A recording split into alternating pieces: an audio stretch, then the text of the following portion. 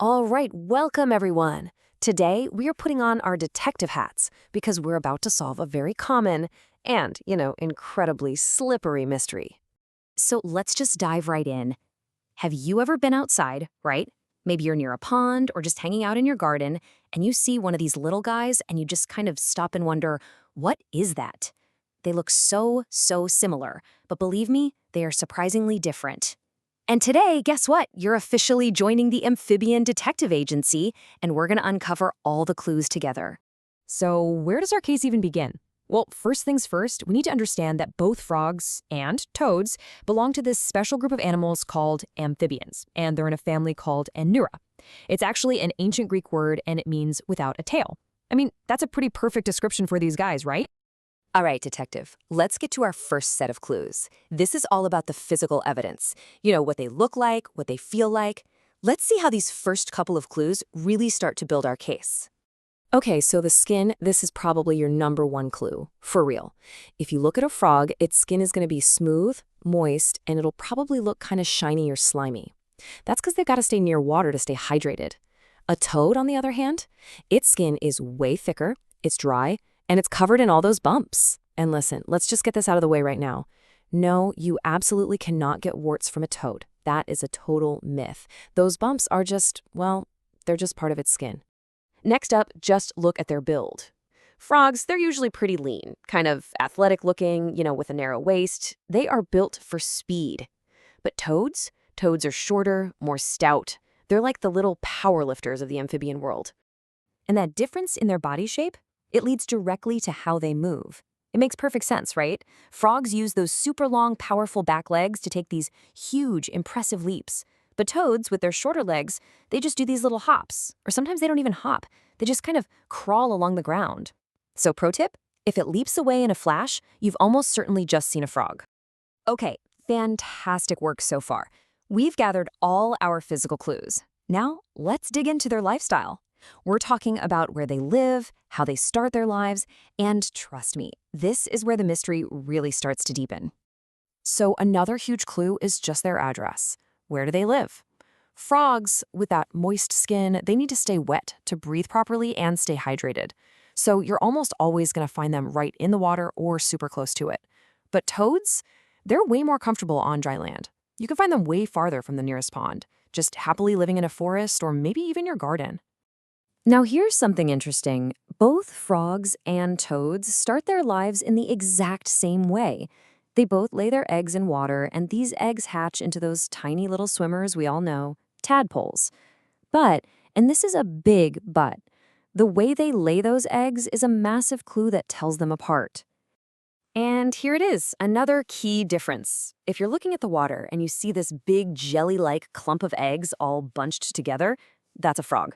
But if you spot these long, kind of elegant strings of eggs, they almost look like a pearl necklace draped over some plants underwater. Yep, you're looking at toad eggs. Okay, now we get to what is, for me, the most exciting part of this whole investigation. I mean, every good detective story has a secret weapon, right? A hidden power. Well, these guys are no exception. Let's uncover the secret superpowers that make them so unique. This is just so cool. So toads have these big, noticeable bumps right behind their eyes. They're called parotoid glands.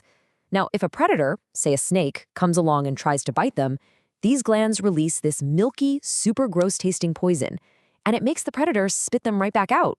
It's like having a built-in defense shield. How amazing is that? And frogs, many of them have a secret weapon for catching dinner. It is a super long, unbelievably sticky tongue that they can literally shoot out like a lasso. Zap! And they snatch an insect right out of the air in a split second. It's incredible. Toads, though, they don't have this trick. They have to actually walk right up to their meal. Have you ever really looked at a frog's eyes? They're huge, right? And they kind of bulge out from the top of their head. Well, there's a reason for that. That positioning gives them an almost 360-degree field of vision, all without turning their head. It is absolutely perfect for spotting a tasty fly or, a sneaky predator coming from any direction, all while they're just chilling in the water.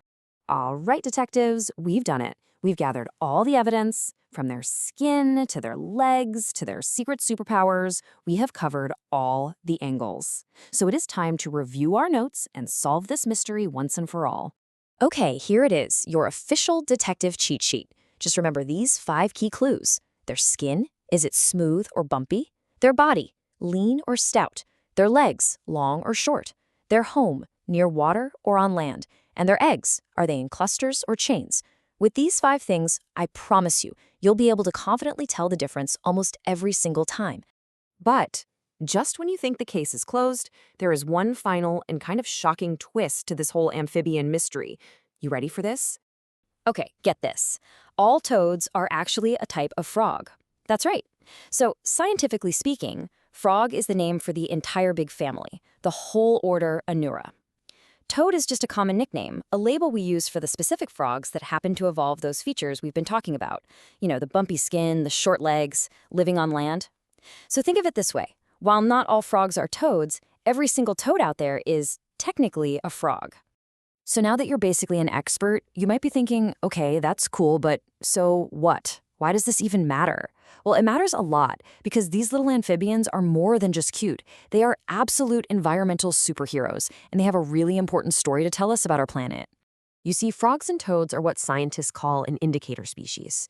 And what that means is, because their skin is so thin and permeable, it basically absorbs things from the environment around them. They are one of the very first animals to get sick or disappear when there's pollution in the water or on the land. So what this all boils down to is pretty simple, actually. When you see lots of healthy, happy frogs and toads hanging around an area, it is a fantastic sign.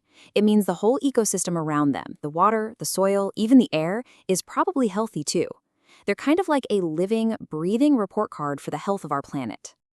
And with that, congratulations! You've solved the case. You have officially graduated from the Amphibian Detective Agency. So now I want you to keep your eyes open the next time you're outside because the natural world is absolutely full of amazing mysteries just like this one, all waiting to be solved.